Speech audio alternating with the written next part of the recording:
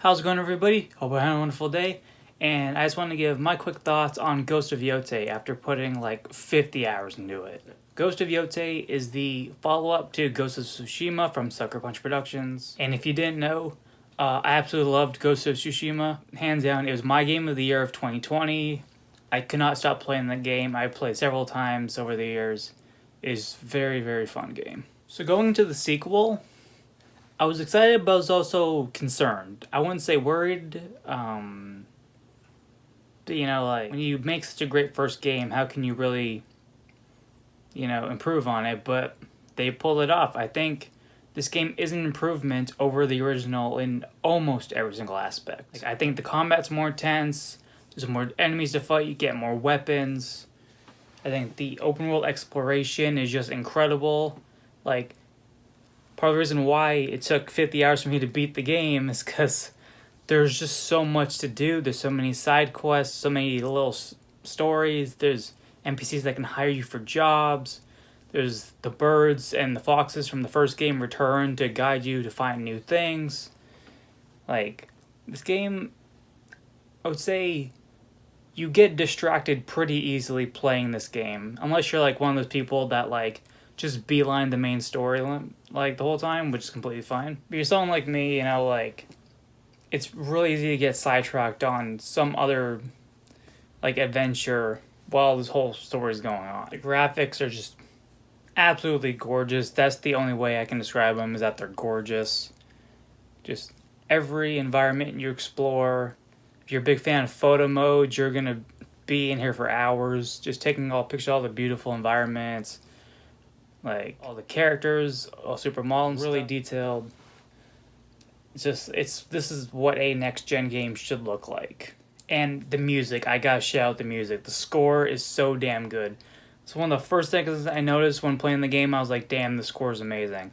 And I'm not surprised because the score in the first game was great too. The thing that separates the combat from this one, as I mentioned, is that you get more weapons. Because the original game, your main weapon is your katana. And you get different stances which are better against certain enemies. In this game, they don't get rid of the stance system, but instead it's now a specific weapon is better against a specific enemy. For example, 2 katanas are best against enemies with spears, or if you're fighting someone with dual katanas, you want to use a spear yourself. I forget what it's called, but you have this ball and chain thing. I just call it Scorpion Spears from Mortal Kombat because that's how you can use it. And it's efficient against enemies with shields. You got the really big sword, that I forget the name of, but it's really good against big enemies. And you have guns, so if you don't really feel like sword fighting, you can just, take out a gun. I did it a lot, especially when I unlocked the quick fire pistol. That was a lot of fun. And you can get those chimes you can get that give you a little extra ability or a little boost or something. You can get one which reloads your rifle when you're not using it, so you don't have to sit through the reload animation. So I definitely took advantage of that when I got that. You can, of course, still stealth, but the stealth really hasn't been changed from the first game. It's pretty much the same, unless you use the ball and chain weapon, which you can actually use to you can use to hit guys and pull them towards you and silently kill them, which is pretty sweet. One of my favorite things to do, you can pick up enemies' weapons off the ground and just chuck them at other people, like spears and swords, or little I forget what they're called, sickles or something like that. That was a blast to do. Just any opportunity I took to pick up on the ground, I was doing it. That was so much fun to do. Sometimes immediately kill an enemy. Sometimes I'll just get them really low. Just depends on, I guess, how much health they have or what kind of enemy they are. Or I'll break their shields, so I found it to be just both fun and very efficient in combat, especially when you're fighting a lot of enemies at once. Now I'm going to get into the story. Spoiler warning, I'm not going to do a play-by-play of the story or anything like that. It's nothing more than what you've seen from the marketing. I'm not going to really mild spoiler warning was what I'm saying. I'll say, I mentioned the game in almost every aspect was better than the first. I don't think it is in the story, because I think the story was just really standard. The story is just this group called the YŌTEI 6. They killed your family when you were a kid. The character you play is Atsu. And then, she comes back like 15 years later or something, then now she's all like a super badass, and then she's gonna kill them all. That's the basic plot. Yeah, that's just pretty much what you do. You kill them one by one. The only time the story really surprised me is when it's revealed that your brother was still alive. That's the only surprise for me in the entire thing. Otherwise, I found the story really predictable. Like, we're going after the Kitsune, which is one of them, and you meet this woman, and she's immediately helping you a lot and knows a lot about the Kitsune. I was like... And the Kitsune was the only one who doesn't speak in the opening scene when your family dies. I was like, okay, is that a chick? And then they introduced this other lady who's suddenly helpful. I'm like, I'm pretty sure this is the Kitsune. And then the game explains, like, she used to be the Kitsune at that time, but then she was kind of forced into retirement and then was replaced by this other guy. But yeah, the story was nothing too special. So I wonder if you are one of those people who just beeline the story, like did it really connect for you, or you kind of like me, like it wasn't all that surprising or anything like that, and I'm gonna forget about it in a week. I'll say I do like YŌTEI as a character.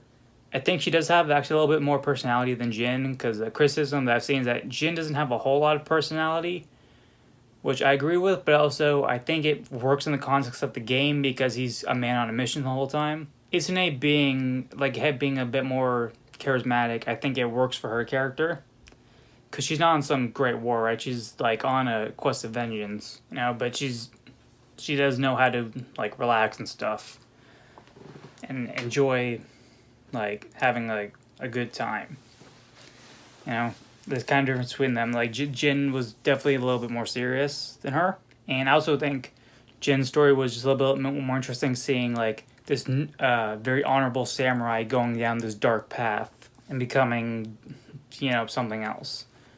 There's Atsu, who, like, if you've seen any revenge story, you know where it's going, where she learns that you're more than just vengeance. You know, it's not the most interesting story arc.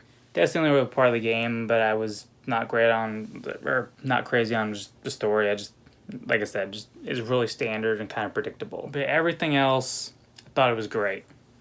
You know, great gameplay, amazing graphics, beautiful music, all that stuff.